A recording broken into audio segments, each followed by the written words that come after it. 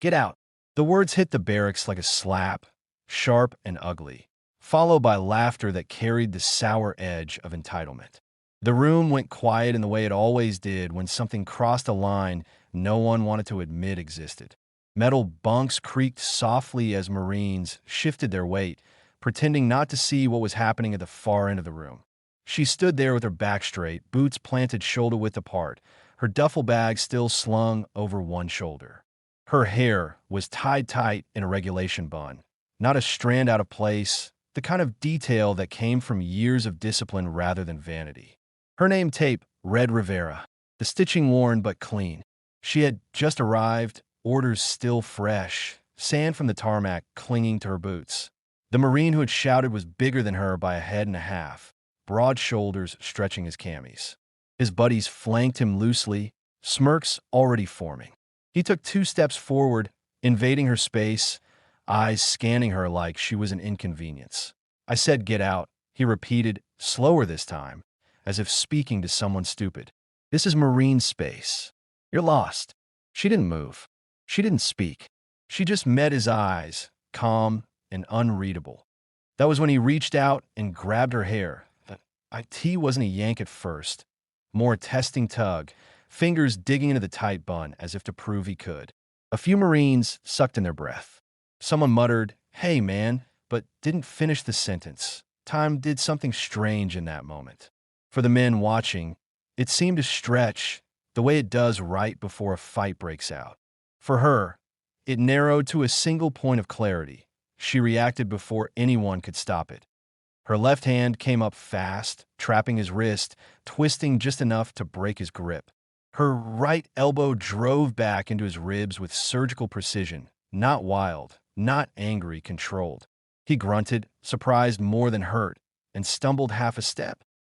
What this? She pivoted, smooth as water, bringing her forearm up under his chin, stopping just short of crushing his windpipe. The message was clear without crossing the line. Her voice, when she spoke, was quiet. "Don't touch me." The room erupted. Chairs scraped back. Someone shouted her rank wrong. Another Marine lunged forward, then froze as the man she'd checked raised a hand, embarrassment burning hotter than pain. "You think you're tough?" he snarled, rubbing his ribs. "You think that's enough?" A staff sergeant barked from the doorway, storming in. "What in God's name is going on here?" Silence dropped again, thicker this time. The Marine opened his mouth, already crafting a version of the story that painted him clean. But before he could speak, a new voice cut through the tension, calm and authoritative. She defended herself. Every head turned on a man stood just inside the doorway. Civilian jacket open over a plain t-shirt, baseball cap pulled low. He didn't look like much at first glance. Average height, lean build, eyes hidden in shadow. But there was something about the way he stood, relaxed yet alert, that made the air shift. The staff sergeant stiffened. "Sir," the man nodded once. "I saw the whole thing." The Marine who'd grabbed her hair scoffed. "Who are you supposed to be?" The man stepped forward, lifting his cap just enough for the overhead lights to catch his face. Older than most of them, scars faint but unmistakable, eyes that had seen too much to waste time on nonsense. "Senior Chief Petty Officer Mason," he said. "U.S. Navy." A ripple went through the room. Navy. Wrong branch. Wrong place. Or maybe exactly the right one. "And this," Mason continued, turning slightly toward her, "is Chief Petty Officer Elena Rivera. And she's not lost. She's here because she was ordered to be." Her name landed like a dropped weight. "Chief." The staff sergeant's expression shifted instantly, professional instinct overriding confusion. "Chief Rivera? My apologies. We weren't informed." "I know," Rivera said evenly. She lowered her arm, stepping back into parade rest as if nothing had happened. "That's not your fault." Mason's eyes never left the Marine who'd started it. "Touching a fellow service member without consent is assault," he said mildly. "You're lucky she showed restraint." The Marine flushed, jaw tight. "She attacked me." "No, mas on replay." "She corrected you." There was a beat of silence. Then Mason turned to Rivera. "You okay?" "Yes, Senior Chief." "Good." He looked back at the room. "Listen up. Chief Rivera is attached here temporarily. You will treat her with the same respect you'd give any senior enlisted. That's not optional. No one argued. Later, when the room had cleared and the adrenaline had faded, Rivera stood alone near the window, looking out at the fading light. Mason approached quietly, stopping a respectful distance away. You didn't have to step in, she said. Yes, I did, he replied. Some lessons land harder when they come from outside the room. She nodded, eyes still on the horizon. It won't be the last time. No, Mason agreed. It won't. What most of them didn't know, what none of them could have guessed, was that Elena Rivera wasn't just another chief on a temporary assignment. She was a SEAL sniper, and the man who had pulled her hair had just crossed paths with someone whose restraint was legendary, not because she lacked the ability to destroy him, but because she understood exactly when not to. Before Mason left, he paused at the door and glanced back. Oh, he added casually, and if any of you are wondering, she's got the highest confirmed long-range precision record in her class. So maybe keep your hands to yourselves. The door closed behind him, and O1 laughed this time. The incident spread through the base faster than any official report ever could. By morning, the story had grown, twisted, and been polished into something almost mythic. Some said she'd broken the Marine's arm. Others swore she'd knocked him out cold. A few claimed she'd been escorted off base in cuffs. None of it was true, but all of it carried the same undertone. Don't mess with her. Rivera didn't care. She moved through her days with the same quiet precision she brought to everything else. Early mornings, controlled breathing, methodical checks of gear that wasn't even hers.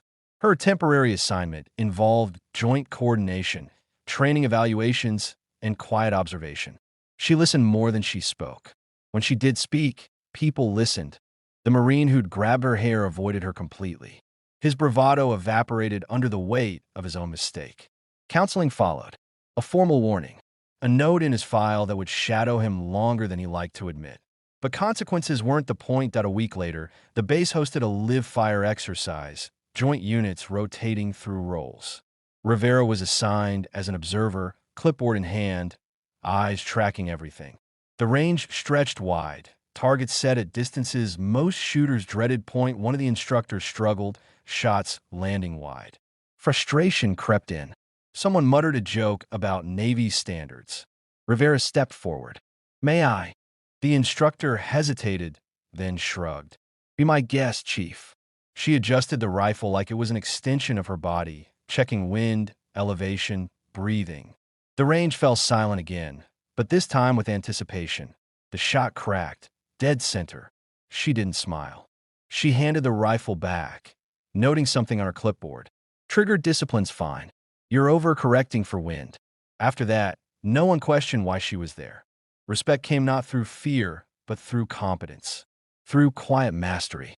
Through the understanding that strength didn't need to announce itself. On the final day of her assignment, Rivera stood before a small group, including the staff sergeant and a few Marines who'd watched that first night in silence.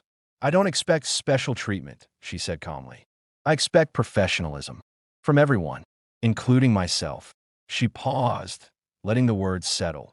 If you see something wrong, say something. Silence is permission. No one looked away. When she left the base, duffel over her shoulder, Mason waited by the transport. Still glad you came? He asked. She glanced back once, thoughtful. Yes, she said. They learned. So did I. He smiled faintly. Where to next? She shrugged. Wherever I'm needed. As the vehicle pulled away, the base returned to its rhythm. But something had shifted. A line had been drawn. Not in anger, not in violence, but in clarity. And it all started the moment someone thought it was acceptable to pull her hair. And if you enjoyed this powerful military story, subscribe to our channel, Her Brave Stripes, for more real feeling, emotional, and fearless stories like this. Speech Balloon, tell us in the comments. Where are you watching from? Your support helps us bring more stories of courage, respect, and strength to life.